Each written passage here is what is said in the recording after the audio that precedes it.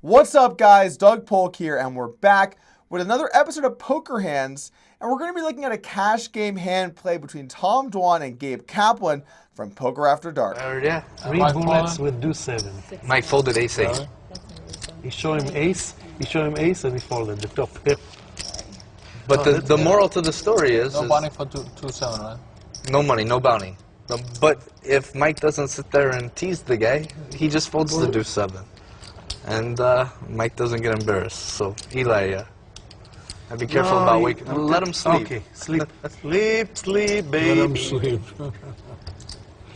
Wow, I just sleep, man. You got an Ambien or anything if you'd like it, just Patrick. sleep. The new CR 12.5 plus. Dwan with another big pre-flop raise, 75? No. having little to do with the strength of his hand. I didn't limp. I raised. I was. He didn't like me. Oh, you limp.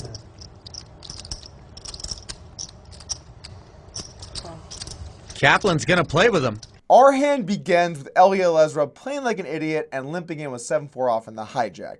Action then folds to Gabe Kaplan on the button with 9-6 suited, and honestly, all of his decisions make sense here. He can fold and play his hand conservatively. He can call and try and limp in behind a very weak range of limps from the hijack, or he can raise, knock the blinds out, and isolate the limp. Personally, I'm a pretty big fan of raising, which he decides to do and bumps up to $2,800 to go. Now, the small blind folds and it's on Tom Dwan, the big blind with 3-2 suited, and I really do prefer 3-betting with this hand. First off, you can't get worse showdown value than 3-2 suited. If you break, you'll have 3 high by the river, and it's kind of hard with 2 cards to have 3 high by the river.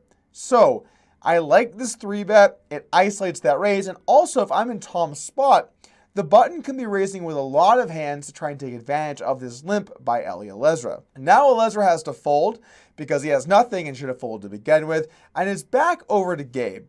Now, Gabe can really go one of 2 ways. I think in position here, you either have to take a flop or go for the 4-bet bluff. I don't mind either way, but he takes the conservative approach and goes with the call, and I can get behind that. You have a suited hand, kind of connected, and you're in position. Let's play some post-flop. Over 22,000 out there already. Bottom pair for Durrrr. Air for Gabe.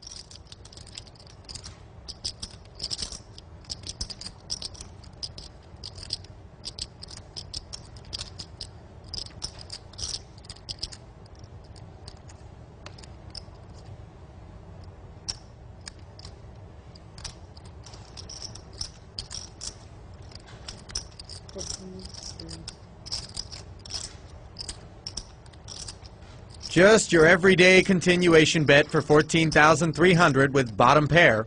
The flop comes ace-7-3 rainbow, which is a very awkward spot for both players. Tom Dwan flops bottom pair and the backdoor flush draw, but it's kind of an awkward spot. Your hand doesn't feel quite strong enough to go for the check call, and if you bet and get raised, you're in an awkward spot. Meanwhile, Gabe Kaplan has a backdoor flush draw and a backdoor straight draw, so both players kind of hit just a little bit. Tom Dwan likes to bet the flop, and you know what? I can get behind that. You knock out hands like King Queen or King Jack, you put hands like Pocket Fours in a tough spot, and frankly, if you improve on the turn of the river, you're going to have a very disguised hand that you can value bet, so I think I'm okay with it. The thing is, if you know your opponent will bet these kinds of hands, you should develop a strategy of raising your opponent often because this hand is especially bad against a raise. If they're bluffing, you're ahead, but they have equity. And if they're value betting, you're just straight up dead. So I would bet this against some more passive, conservative opponents and look to check against aggressive guys.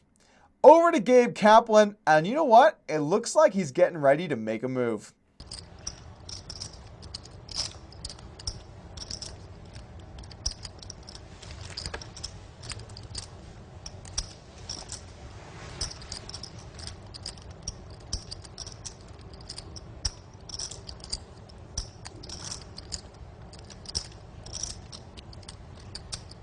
Gabe looking like he wants to make this thing interesting, and indeed he does. Making it 38,000 with 9 high.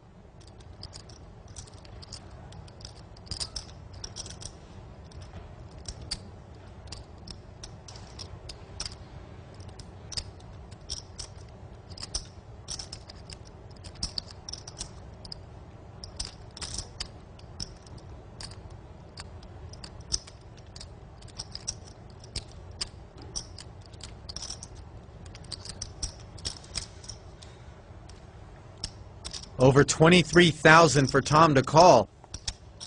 Notice he has an insta folded here.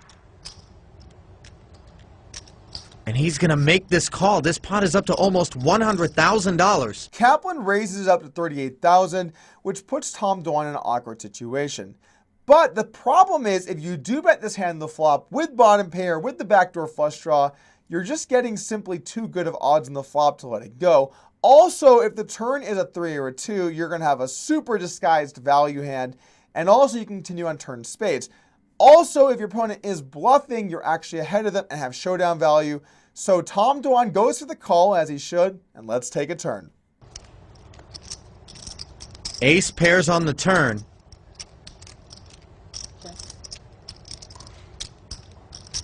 The turn comes another ace, which is debatably good for Tom Dwan and certainly bad for Gabe Kaplan. In Tom's shoes, it's now a little less likely that Gabe has a hand that raised the flop for value. There's less aces in the deck, less likely to have ace 7 or ace 3. And in Gabe's shoes, it's going to look a lot like Tom Dwan has an ace.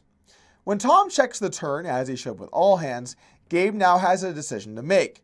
Should he try and bluff Tom off of what could very easily be 3 of a kind, or should he check here and play some rivers?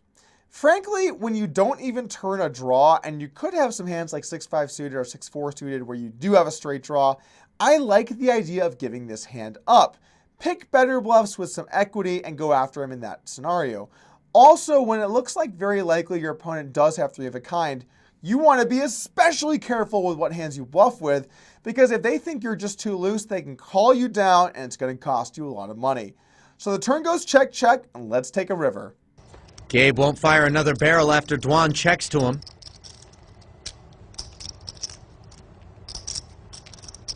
Check. River changes nothing. Dwan checks once more. So the river comes an offsuit deuce, giving Tom Dwan a counterfeit 2 pair, as he already has a pair of aces and 3s. Gabe still doesn't improve and has 9 high and is now in dire straits. Tom checks because if he bets, what does that really accomplish? And if he checks and it goes check, check, he can certainly win. Now it's over to Gabe, and I have to wonder, Gabe, do you know any good plays? Wow. Gabe, you know any good plays? Man, I really need some new material.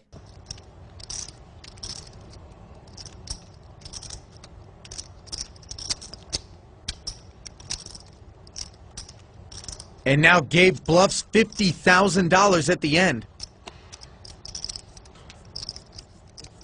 The river being an offsuit deuce doesn't change much. The only thing that I guess is very relevant is the fact that now Gabe Kaplan could have 5-4 suited, having raised the flop with his double gutter, check the turn back, and now hit a wheel. I don't think he's very likely to have a hand like deuce-deuce because that hand shouldn't be raising the flop, and ace-deuce would be one of the worst hands to raise the flop. What do you really get value from other than pairs that might be checking the flop to begin with? So he can have 5-4 suited. He can maybe have a hand like ace-7 suited or ace-3 suited that's decided to trap. But all in all, he doesn't have too many value bets. However, he should still pick some hands to bluff with. Now, at this point, you have to wonder what are the best hands to bluff with. Maybe he could have some hands that are worse than 9 high. I mean, it's unlikely, but what if Tom Dwan did have 6-5 suited and decided not bluff the river? 9-6 actually has just a little bit of showdown value. Sometimes 9 high can win the pot, everybody. Anyway, so the question becomes, should he bet and try and represent 5-4 suited or one of these boats that trap the turn? In general, I would say no. But when you have Gabe Kaplan's image, maybe, just maybe, you can get it through.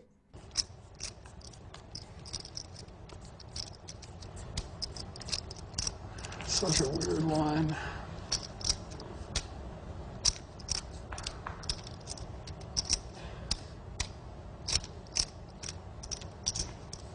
Tom's got to wonder what Gabe could possibly be betting here on the end that he wouldn't have bet on the turn. Doesn't feel like a 7. Or any other pocket pair for that matter. That's such a weird line.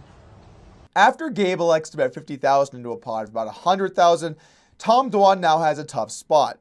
I mean, it looks kind of weird, like his opponent's representing possibly a trapped turn boat, or maybe 5-4 suited, so it's not many hands. But at the same time, his opponent is a tight, older guy. In these spots, it definitely helps you have the image of an older conservative player. You can get away with a bit more leniency in these types of bluffs. But Tom still does have a counterfeit 2 pair. His opponent is less likely to have a hand like ace-3 suited, or ace-2, or 2-2, or 3-3, which are all hands that his opponent might have. Now, can Tom see through this weird bluff attempt, or is he going to fall for this old man's tricks? Feels like it could be a bluff or just some kind of ace. It'll cost $50,000 to find out, though. All right.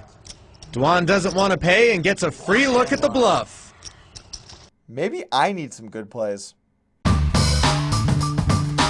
Thank you for joining me today for Poker Hands, and as a reminder, subscribe to the channel, and once you do, a little bell pops up. Click that so you get notifications for new videos as they come out.